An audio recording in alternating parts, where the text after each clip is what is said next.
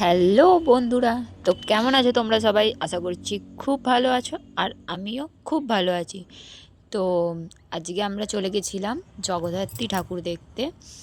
দেখো, প্রচুর অন্ধকার রাস্তাটা, অনেক ভয় লাগছিল, অনেক ভয়। এটা আগে আমার দিদিভাই, জামাইবাবু আর পুচকেটা যাচ্ছে। মানে দিদিভাই বলতে আমার ননদ, ননদের বর আর ননদের ছেলে। তো দেখতেই পাচ্ছ, আমি ঘুরে দেখাচ্ছি কতটা অন্ধকার রাস্তা, কোনো লাইট নেই, শুধু গাড়ির লাইটই জ্বলছে। প্রচণ্ড ভয় লাগছিল যেতে, তাও যাচ্ছিলাম ওই অন্ধকার রাস্তা দিয়ে। আর গ্রামের রাস্তা এতটা অন্ধকার ফার্স্ট টাইম, আরোই ভয় লাগছিল। যাও বা দিদিভাইরা সাহস দিচ্ছিল, তাই জন্যই যেতে পারছিলাম। দেখো, তারপরে প্যান্ডেলের সামনে চলে এসেছি।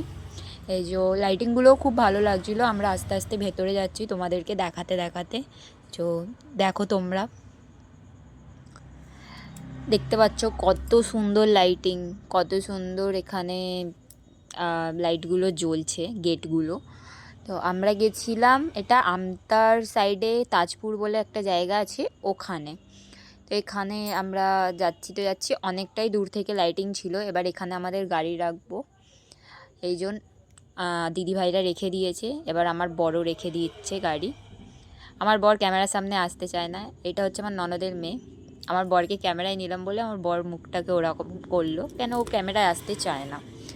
তো এই দেখো, মায়ের মূর্তি কি সুন্দর দেখতে, তাই না? খুবই সুন্দর দেখতে মাকে। তারপরে আমরা সব পুরো মেলাটা ঘুরে দেখছিলাম। বেশিরভাগ মেলাতেই বাচ্চাদের জিনিস ছিল, বড়দের অত কিছু ছিল না, খেলনাই ছিল বেশি।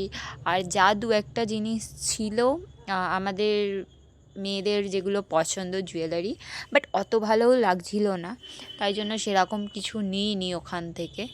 দেখো, শুধু বাচ্চাদেরই খেলনায় ভর্তি। তারপর এখানে চলে গেলাম ফুচকা খেতে। আবার ননদের মুখটা দেখলে তোমরা, আসলে ফুচকার দোকানে দাঁড়িয়েছিল অনেকক্ষণ ধরে, ফুচকা দিচ্ছে না তো, তাই জন্য মুখটা ওরকম। এই যে আমি একটু ঢং করছিলাম, তারপর আমার ননদের মুখটা ওরকম হয়ে আছে বলে আমি একটু গালটা টিপে দিলাম ননদের। এবার ফুচকা ওখানে খাওয়া হয়ে গেছিলো। তারপরে দেখো আবার বাচ্চাদের খেলনা। আর আমার ননদের ছেলে, মানে পাপান, আমি ওকে ভালোবেসে পাপান বলে ডাকি। তো পাপান আমার বরের সাথে ঘুরছে, কেন? ওর খেলনা চাই, ওই জন্য মামুর কাছে আছে, মামায়ের সাথে সাথে ঘুরছে। আর আমার ননদের মেয়ে, মানে পুচু, ওকে আমরা পুচু বলে ডাকি, পুচু আমার সাথে আছে। ও সবসময় আমার সাথেই থাকে, আমি যদি যাই ওখানে বা ও এখানে এলেও অনেক টাইম আমার সাথেই থাকে। দেখো, এবার আমার বর ওকে ওই ফলস যে সাপগুলো থাকে, সেই সাপগুলো দিয়ে ভয় দেখাচ্ছে। এবার আমার ননদও দাঁড়িয়ে গেছে, কিছু টুকটাক হয়তো ওখানে কিনবে। তারপরে দেখতে দেখতে, হ্যাঁ, আমরাও এখান থেকে দুটো চাবির রিং নিয়ে নিয়েছিলাম। তারপরে দেখো আরও কিছু এখানে আছে, আমি দেখাচ্ছি তোমাদেরকে, বাট বেশিরভাগ বড়দেরই জিনিস আছে। তারপরে আমরা আবার এদিক ওইদিক ঘুরে ঘুরে দেখছিলাম।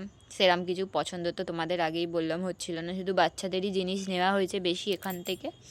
দেন এখানে চলে গেছিলাম, এখানে বাচ্চাদের অনেক ওই ছোট ছোট যে খেলনা বিক্রি হয়, এই দেখো, এই খেলনাগুলো পুচুর জন্য নেওয়া হয়েছে। অনেকই খেলনা নেওয়া হয়েছিল, 5 টাকা করে পিস ছিল সব কিছুরই, সিঙ্গেল পিস 5 টাকা করে। তো ওখান থেকে প্রচুর অনেক খেলনা নেওয়া হয়েছিল।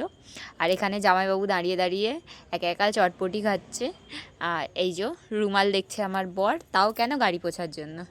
ওকে ক্যামেরার সামনে আসতে বললেই দেখো মুখটাকে এরম করে, কেননা ওর ভালোই লাগে না ক্যামেরার সামনে আসতে, তাই জন্য ওরকম করে। এবার দেখো, হাফ দোকান বন্ধ হয়ে গেছে, কেন আমরা অনেক রাত্রিরে গেছিলাম, প্রায় 10:30 বেজেই গেছিলো, 10:30টার বেশি হতে যাচ্ছিলো, তাই জন্য হাফ দোকান বন্ধ হয়ে গেছিলো। এখান থেকে আবার কিছু কিনতে ঢুকেছে আমার ননদ।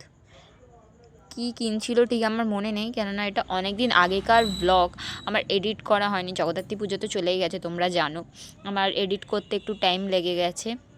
তারপর এই দোকান থেকে আমি আর আমার ননদ কানের নিয়েছিলাম, আমার ননদই কিনে দিয়েছিল।